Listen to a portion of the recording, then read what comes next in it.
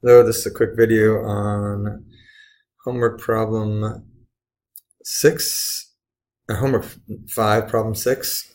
A lot of people have been having trouble with this one, so I'm just going to walk through it. So the idea is just to take the derivative of h and k, and h is defined as f times g, and k is defined as f divided by g. And all we know about f is this blue line, and all we know about the g is this red line. So I've written that over here.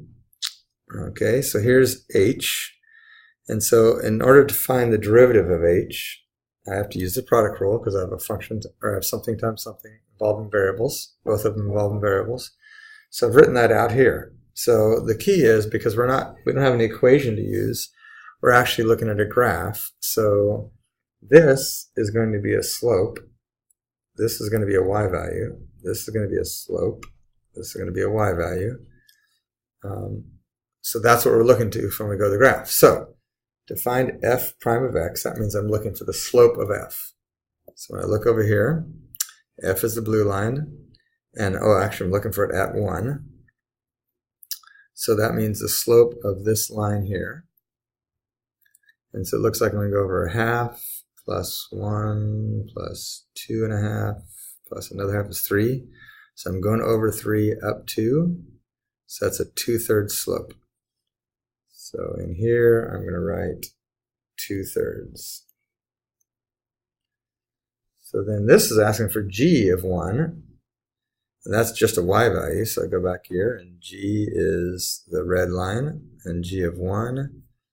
This is where it gets a little bit tricky. You have to kind of guess what that is. That looks like it's a little bit more than 1. So I'm guessing it's a third more than 1. It's not quite a half. So that'd be a 1 1/3 or 4/3. So I'd put in 4/3 here. Okay, then we go back to this one. Now I'm looking for the slope of g. So g is red, and I'm 1, so that's talking about right here. So we're looking for the slope of this line. And this line goes over 3 and up 1, 2, 3, 4. So that'd be 4/3. So I'm going to put 4/3 right there. And then f of 1, that is 0. Look at that. So I put a 0 there, and I end up with just 8/9. And that's where that came from. Okay. Okay, so the next one is I got to find out what k prime of -2. So I'm going to hop back over to here. I got that set up right here.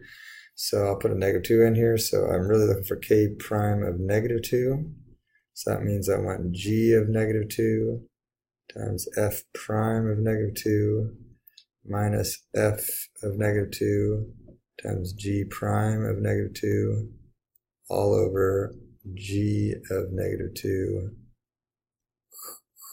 squared. Whoops. Squared. This, of course, is just this right here, of course, is the quotient rule that I'm using.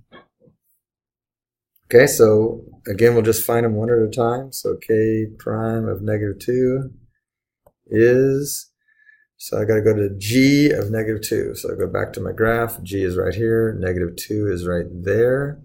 G of -2 is, looks like -2. So there's x equals, oh, whoops, no, that's not right. -2 is right here. G of -2, so that's -2 is x. The y value looks like -1. That's a close one. So this would be -1. Now I'm looking for the derivative of f at -2. So that would be the slope of f at -2. So here's the slope.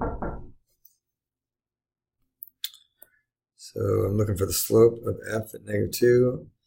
So here's -2 right there, and the slope, so that'd be the slope of this line here. So it looks like I'm going over 1.5 and down 1, 2, 3, 4, 5, 6. So that would be -6 over 1.5, which would be -4. Go back over here, and that would be -4. Okay.